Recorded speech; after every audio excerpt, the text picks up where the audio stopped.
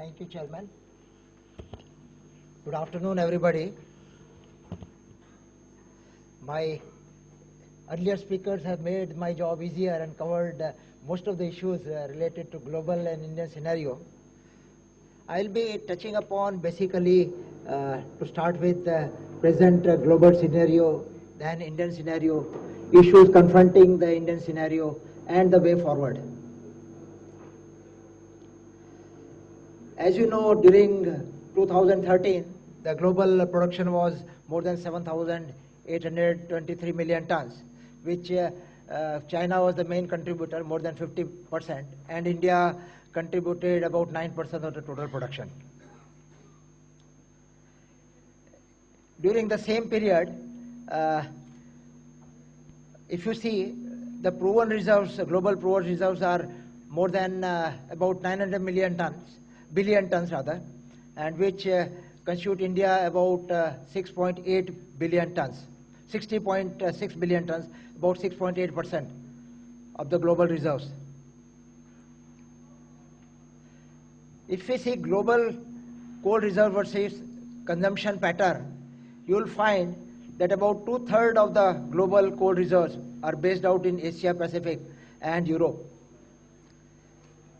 And in terms of global consumption, you will find that only growth in consumption has taken place in Asia Pacific, and in the balance area, North America, Europe, Eurasia, Africa, Middle East, it is more or less stagnant or slightly tapering down. Country-wise trade fundamentals, India imported about more than 200 million tons last year. If we see seaborne coal trade in case of thermal coal, the Chinese are repositioning, creating uncertainty in the market. Demand growth forecast at plus 4.5% per annum over the next 3 to 4 years. And thermal coal margins will need to increase to support investment in the new capacity. In case of metallurgical coal, there has been a reduction in demand from 2013 to the last year. Supply growth is being constant due to demand growth and lower pricing. Constant demand growth forecast less than 2% over next 3 years. Hence, current metallurgical coal margins are expected to lead further supply reductions. However, if we see the Indian coal scenario, the consumption pattern of the end use, about 59 to 60% is being consumed by electricity, iron steel 7%, balance cement and others.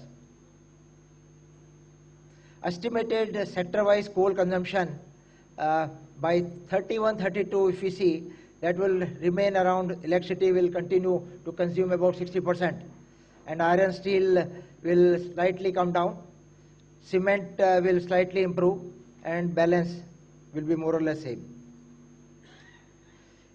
Indian coal scenario, production versus demand as per the plan document. You can see the figures. Clearly, both production and demand are slated to jump drastically from the current levels to cater to countries' fast rising energy needs. Imports have risen drastically in the last decade, which puts pressure on the government. The company-wise coal production during the year 2013-14, if we say, CIL Coal India 462 million tons, SCCL about 50, captive about 39 million tons, and others 12. That makes around 565 million tons.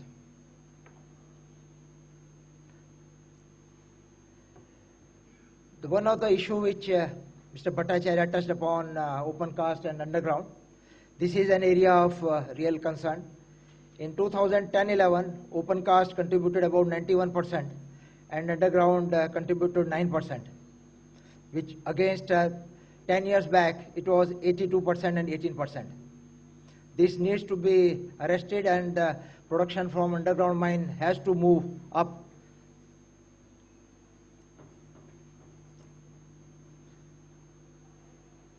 See, if we see demand-supply gap, so far we have been concentrating mainly through public sector in the production. So hence it is necessary to attract private participation in coal mining with the objective of bridging this large gap. The present proposal therefore aimed at bringing new mines into production through public-private partnership, maybe through mine developer cum operation route or contract mining.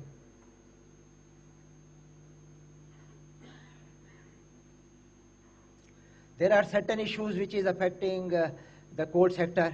The major one are difficulty in land acquisition, difficulty in obtaining statutory clearances, mainly forest clearances. There are bottlenecks in infrastructure like railways, and lack of focus on underground mining.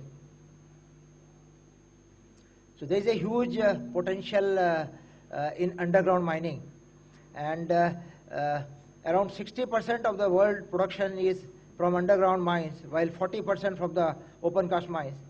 However, the proportion of coal production from underground coal mines varies widely in various countries. It is highest in China to around 95%, and in India it is around 10%.